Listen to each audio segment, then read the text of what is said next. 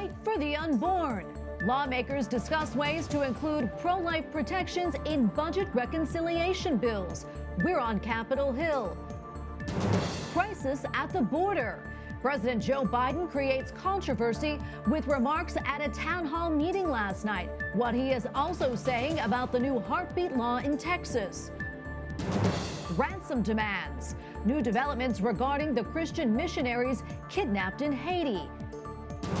And be not afraid. A look at the life and legacy of St. John Paul II on his feast day. On EWTN News Nightly for Friday, October 22nd, 2021.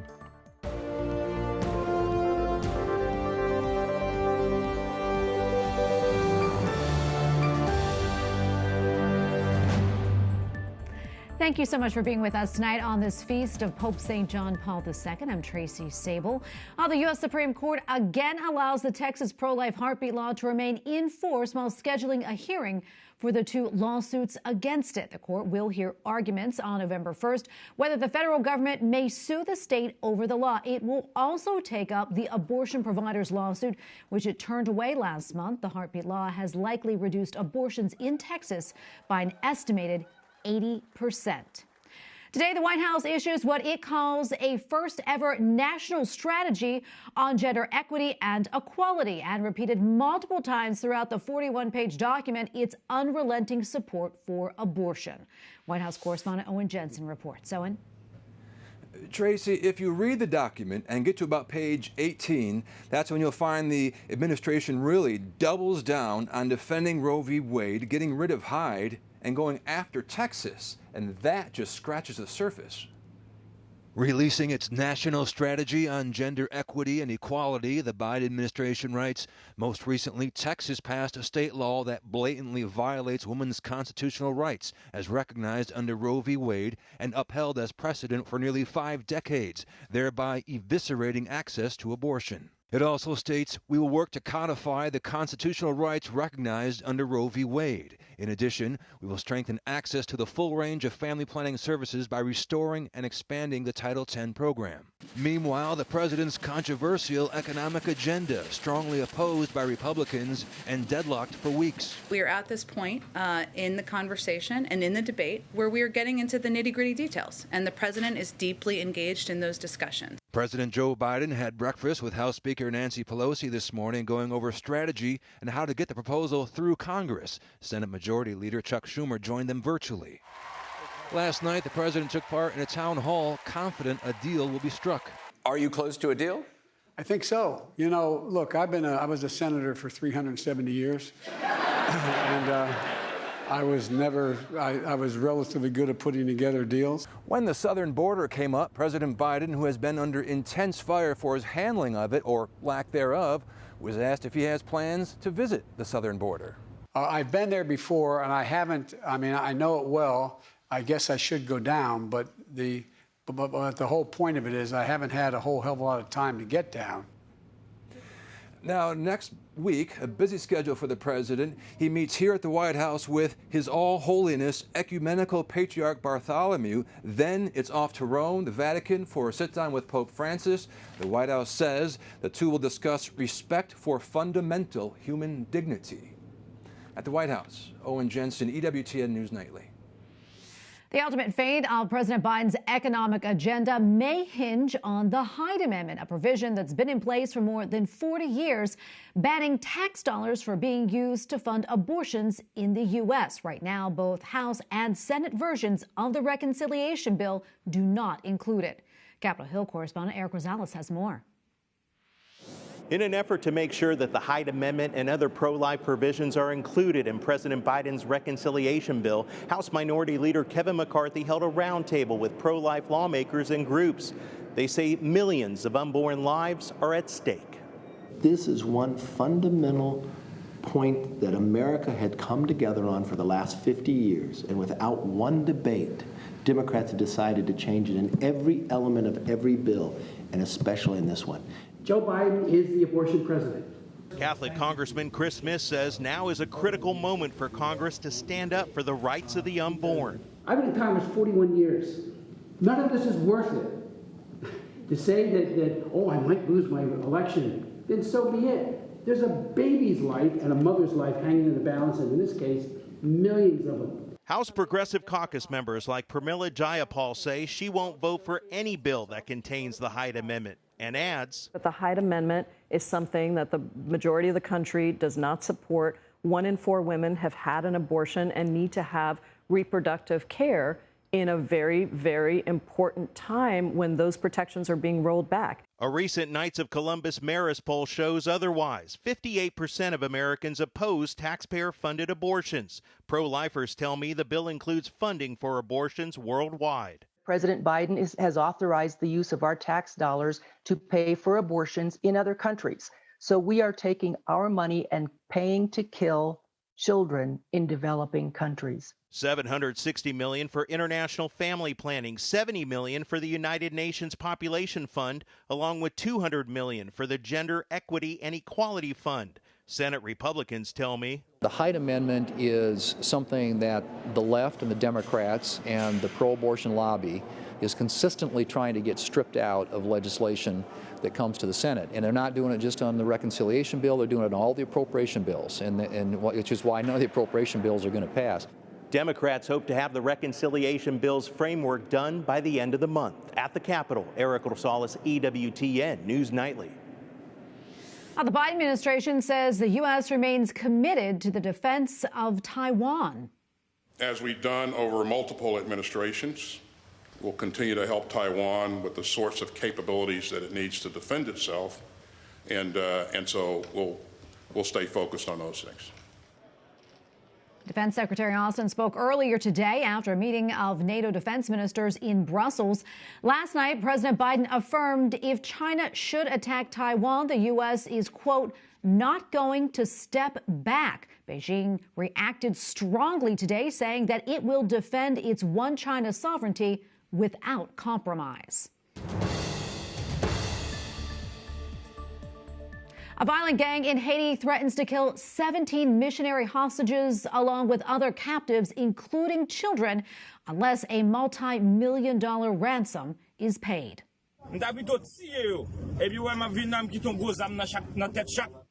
The leader's chilling video message vows vengeance against Haiti's government for killing 5 of his gang members. In contrast, a spokesman for Christian Aid Ministry thanks supporters for their prayers and says the hostages are living out the gospel command to love our enemies. Haitian gangs have increased their kidnappings during recent months, which have displaced some 19,000 people. At Windsor Castle, Queen Elizabeth II has resumed light duties today after a Wednesday night hospital stay. The Queen is reportedly in good spirits after preliminary investigations at the private hospital where she received treatment 8 years ago. The palace doesn't provide medical updates when an actual procedure is not involved, but confirmed a published media account of the stay. Today, we celebrate Pope St. John Paul II's feast day. During his time as Pope, he encouraged conversations with those of different faiths and traveled to over 100 countries to spread the word of God. Before being elected Pope, he also attended the Second Vatican Council, where he advocated for religious freedom and highlighted the dignity of the human person. Pope St. John Paul II is considered a great reformer of the Catholic Church and was canonized in April of 2014. And joining me now to discuss Pope St. John Paul II's life and legacy is Father Carter Griffin, Rector of the St. John Paul II Seminary. He is also author of the books Why Celibacy and Cross-Examined. Father Griffin, thank you so much for being with us. Great to see you. Let's talk a little more about Pope St. John Paul II. He's the first Polish Pope and the second longest serving pontiff in modern history. I'd love to get your reflections on this modern day saint on his feast day. You know, I think John Paul is a very modern saint in the sense that he understood what modern people are dealing with. He grew up in the horrors of the Second World War.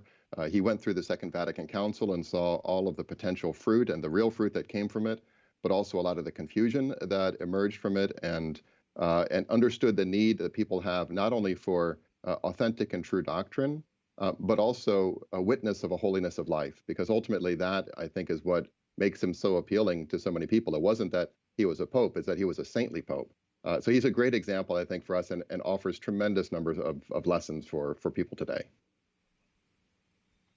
Yeah, and as you well know, he was also known for his ability to have conversations with those of other faiths. Can you discuss with us, why that is so important and the lessons that we can learn from him? Yeah, I mean, I think a lot of it stems from something you just said a moment ago, which was his profound sense of the dignity of every human being. And that dignity includes the need for each one of us to seek the truth as we can, and the freedom and the protected freedom to do that, but also respecting the consciences of others. Always, he himself was a committed disciple of Jesus Christ and was constantly evangelizing. So it wasn't a kind of syncretism or a sense of, relativism or anything like that. But this respect for the person, combined with the fact that as a priest, as a bishop, and especially as a pope, he really saw his role as not just serving those sort of in his immediate care, but really all of humanity. Just like a pastor, a Catholic, priest and a pastor at a parish is responsible not just for the Catholics in his parish, but really for all souls. I think the Pope took that model really and he felt himself responsible for all human beings. And I think they picked up on that love that he really had for every person that he encountered. And there are countless stories of that, in existence. But he also, by the end of his life, I think had really, a lot of people considered him sort of a father figure to them, Catholic and non-Catholic alike. So I think his understanding of ecumenism was not one of kind of compromise on all sides until we find a kind of a happy middle ground, but it was rather vibrantly living what we actually believe, and in so doing, respecting more, not less, the conscience of those who disagree with us and have different points of view. People picked up on that. I think that's why he was so effective. Yeah, absolutely. And you mentioned father figure. He also served as an example of how to forgive others. He did that a lot. And praying for the man who attempted to assassinate him, even meeting him with him in prison. Let's talk a little bit more about that. Yeah, in fact, there's a great story that even before that happened some years later when he went to visit the gunman, but he actually, all the witnesses, when he was shot, the very minute he was shot, he fell in a pool of his own blood, in the Pope mobile there. And the first words he said were, "I forgive him." It had become so instinctive that, his attitude of forgiveness and his attitude of love, that need to give forgiveness.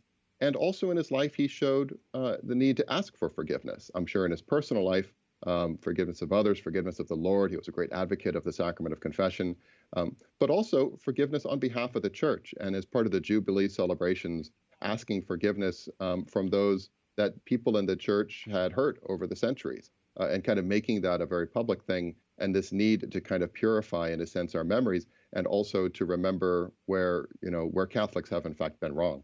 So I think he was a man of forgiveness, but also a man who showed others how to ask for forgiveness very effectively. We don't have a whole lot of time left, but I do want to talk about this before we go. Your seminary, as you mentioned, is named after St. John Paul II. Can you tell us how your work at the seminary helps to keep his spirit and his message alive? Well, I hope that we're able to give an example of what it means to be a great and holy, bold priest like John Paul, committed to the truth, but also just giving himself so generously and evangelically to people around him. He had a real thirst for souls. He was a great example in that sense for seminarians to become priests like him. And also, he was a big part of the reform of seminaries that has taken place over the last decades that a lot of people, I think, aren't aware of. But his landmark document, Pastores Dabo Vobis, I Will Give You Shepherds, really has become a kind of a Bible, a second Bible, for seminaries to form men who are prepared to become shepherds, worthy shepherds that our people so desperately deserve and need today. Oh, Father Griffin, thank you so much for your time today. We appreciate it. God bless you. God bless you. Thanks for having me. Coming up, the Vatican hosts a conference on fighting injustice around the world.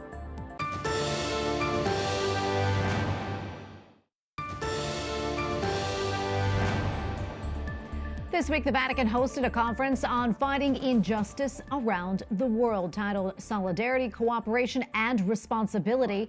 The gathering was organized by a Vatican foundation. It aims to analyze how these values can be put into practice in a concrete way.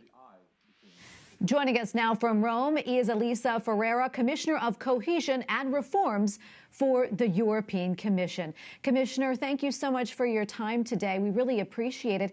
Can you tell us a little bit more about this conference and how the Vatican became involved? Well, it's a very, very important and relevant conference, putting together in a dialogue people with a lot of different experiences and different ages. So scientists, politicians, CEOs of companies, bankers, older people, young people, people from the church, and people that are not connected with the church to address a crucial issue. And this is fighting indifference when we are just coming out of a very, very serious crisis with health, social, and economic consequences. And I understand that you gave a speech at the conference. What were the major points of your address? That's right. We were just sharing experiences. And of course, I was asked to share what Europe has been doing. Europe has, in fact, created two sets of emergency measures. One of them has to do with keeping companies, small companies, alive during the pandemic, supporting part-time work, supporting digital teaching in schools, and doing this economic and social support, emergency support. And then we did something else that was to develop capacity to create vaccines. And with these vaccines, we managed to vaccinate, to create immunity with more than 700 million vaccines internal to the EU. But also, Europe was the only big bloc that for a long time managed also to export. For the time being, we have about 1 billion exported doses of vaccine. But of course, we still have a lot of work to do all together to support the countries that could not afford them. Well, thank you so much for taking the time to speak with us. We really do appreciate it. Elisa Ferreira, Commissioner of Cohesion and Reforms for the European Commission. Thank you again. Thank you very much for your interest. Up next, a closer look at the legacy of St. John Paul II and how he helped to end communism in Eastern Europe.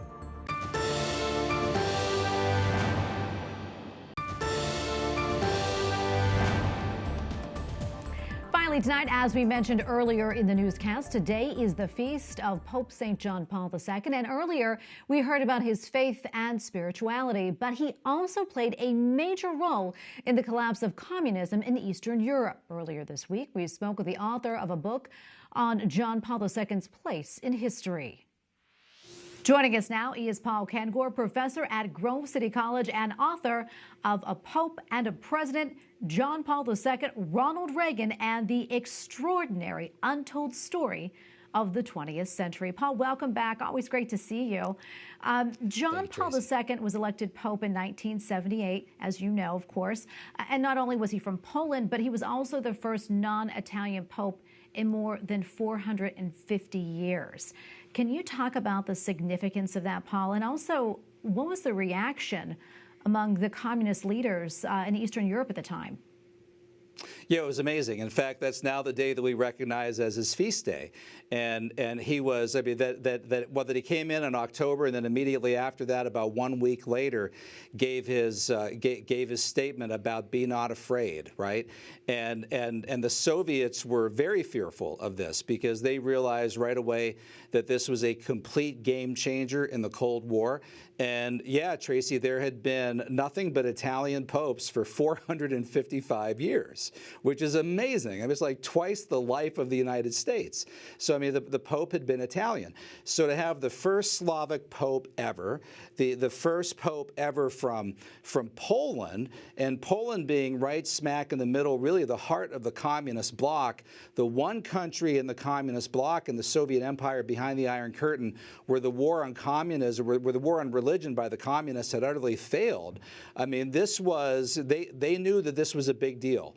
And on the other side, people like Ronald Reagan, Alexander Solzhenitsyn, they understood too that this was a big deal for another reason, that they saw as, wow, this is our big opportunity finally to try to take down and defeat atheistic Soviet communism. Yeah, and another thing I want to talk about, too, is that famous trip that he took to his homeland in the summer of 1979. Do you think that played a role in the end of communism? And also, let's talk about why fighting communism was so important to him. Yeah, in fact, it's been called 9 Days That Changed the World, right? June 2nd to 11th, 1979. And at that moment, and Tracy, after he had been selected as Pope, a few months into this, few weeks into this, probably a few days really, but his advisors said, okay, which country would you like to choose to go to first for your first foreign visit? And he said, Poland.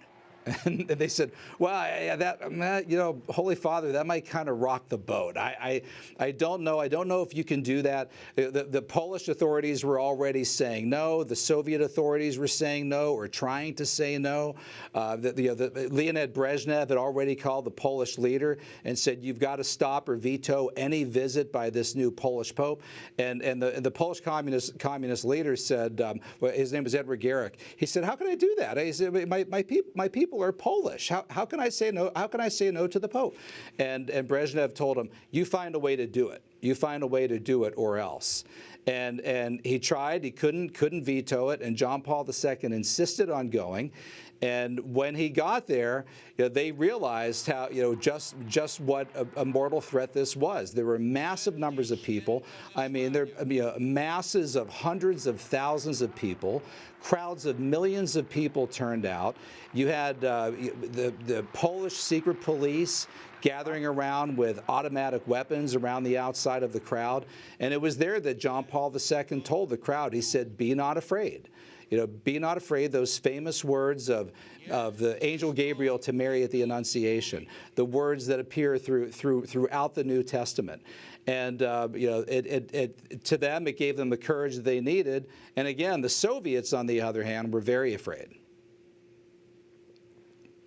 I tell you, that is such an amazing story, and so many stories about him are just incredible. I know that you've written that, quote, despite his own pleas of humility, St. John Paul II really deserves great credit for his role in providing a powerful push to the end of communism in Eastern Europe. I know you touched on that a little bit.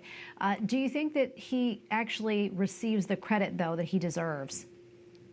Yeah, I think he really does, Tracy. In fact, if you ask most people, give me a list of, the 4 or 5 figures that were central to the end of the Cold War, you always hear Ronald Reagan, Mikhail Gorbachev, Margaret Thatcher, maybe Lech Walesa, Václav Havel, maybe Boris Yeltsin. But John Paul II is always on that list. And I should point out here, too, it's ironic. Here we are in 2021, and we're talking about this because of the feast day of John Paul II on October 22nd. But it's also, it's 30 years. It'll be the 30th anniversary of the collapse of the Soviet Union, which actually happened on Christmas Day in the West, 1991, when Mikhail Gorbachev called George H.W. Bush, and he said, I want to wish you a Merry Christmas, and I want to tell you that I'm resigning as head of the USSR. And at that point, he pretty much formally resigned the leadership of the USSR and the country itself. And it's also 2021, it's the 40th anniversary of, in 1981, John Paul II was shot. May 13th, 1981, the feast day of Our Lady of Fatima. And it was there that he was convinced, as he said, one hand fired the bullets and another hand deflected or guided the bullets. And it was his survival at that point in 1981 that made possible those events in 1991 with the collapse of the Soviet Union. Well, Paul, I tell you what a wonderful conversation we had today. Thank you so much for taking the time to speak with us. Paul Kengor, professor at Grove City College and author of A Pope and a President. We appreciate it. Thanks, Paul. Thanks, Tracy. And we thank you for watching tonight. For the entire EWTN News Nightly team, I'm Tracy Sable. Good night and God bless.